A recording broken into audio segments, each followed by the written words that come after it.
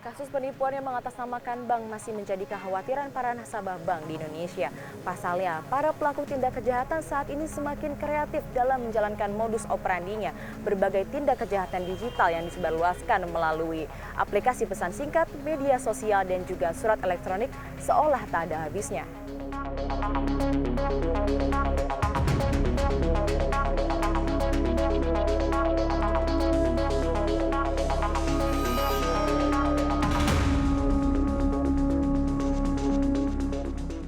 Beberapa waktu terakhir, masyarakat kembali dihebohkan dengan beredarnya pesan singkat yang mengatasnamakan pihak perbankan.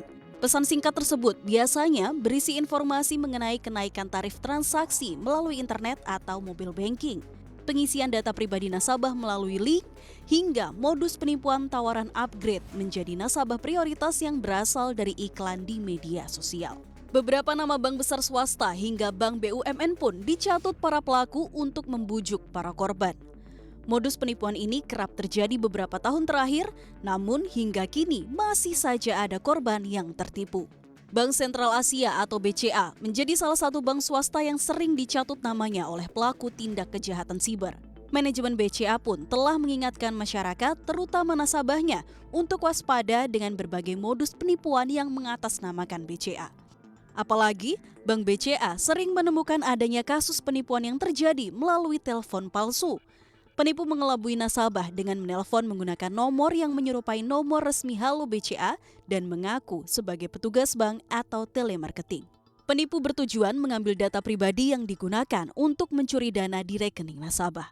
Belakangan, marak penipuan yang berkedok penawaran upgrade layanan perbankan, seperti layanan nasabah prioritas atau layanan keuangan lainnya. Para pelaku mengirim pesan berantai di aplikasi pesan singkat seperti WhatsApp dan berpura-pura menjadi petugas bank.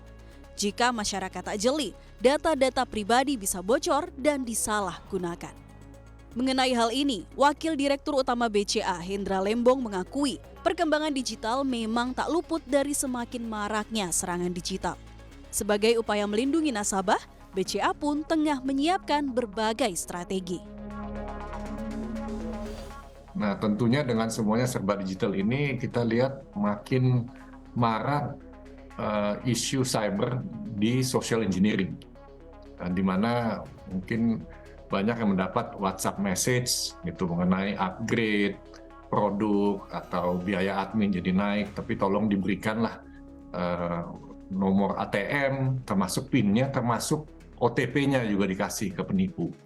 Nah, ini edukasi ini kita terus jalankan secara masif ke TV, ke sosial media dan sebagainya, tapi ini terus menjadi challenge karena pada saat orang udah panik, apa aja dikasih gitu ke penipu ya.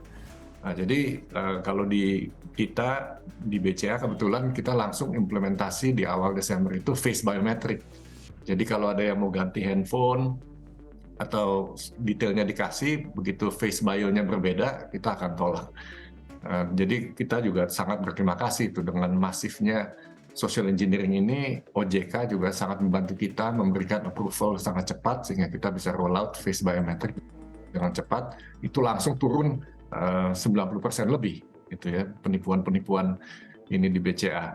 Tapi ya ini terus menjadi tantangan di mana kalau semua dilakukan secara digital, cyber security attack dan social engineering ini akan terus menjadi tantangan untuk perbankan ke depannya. Selain mengembangkan fitur biometrik, BCA juga memastikan pihaknya fokus dengan pengembangan kecerdasan buatan artificial intelligence demi meningkatkan proteksi gangguan siber.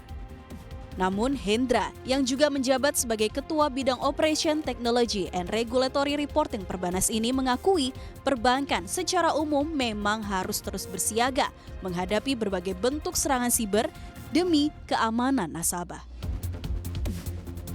Di secara teknologi juga kita mulai menggunakan artificial intelligence, di mana kita coba pelajari behavior nasabah kita sebagai fraud detection juga. Gitu. Kalau Bu Safrina biasanya transaksinya, behaviornya itu jumlahnya dari A sampai B, ya kita lihat kalau totalnya ada transaksi jumlah besar ya itu jadi alert juga di kita. Mungkin kita blok itu transaksinya, mesti ditelepon dulu, ini benar nggak transaksinya.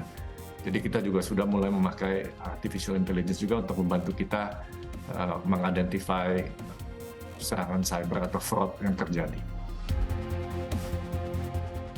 Selain modus telepon dan mengirim pesan, pelaku penipuan juga mengelabui korbannya di kolom komentar akun resmi bank. Mereka mengincar nasabah yang memiliki masalah terkait transaksi.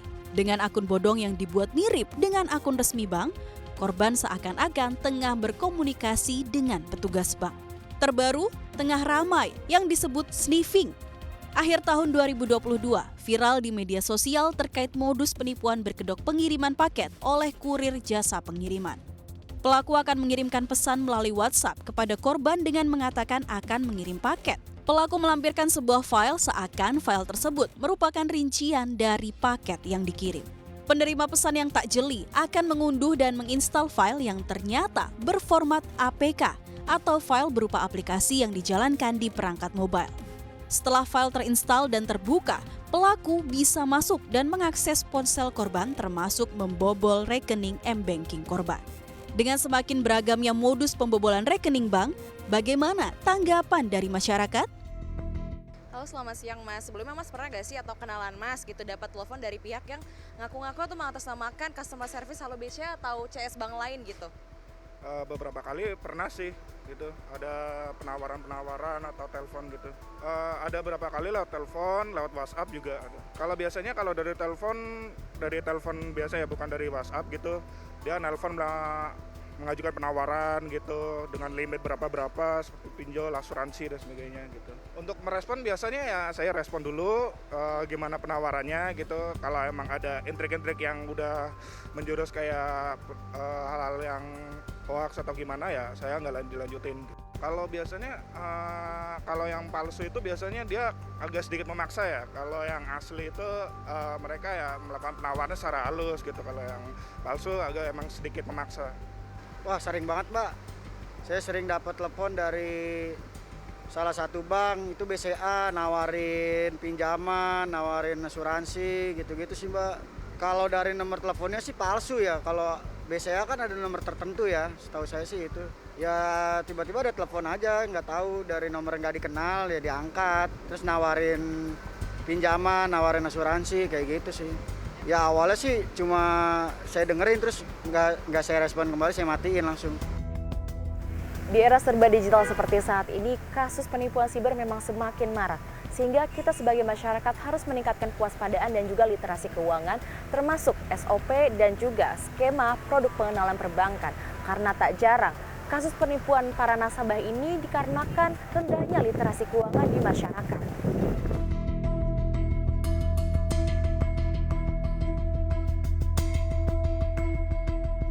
Hal ini yang tengah terus-menerus disorot oleh Otoritas Jasa Keuangan selaku regulator.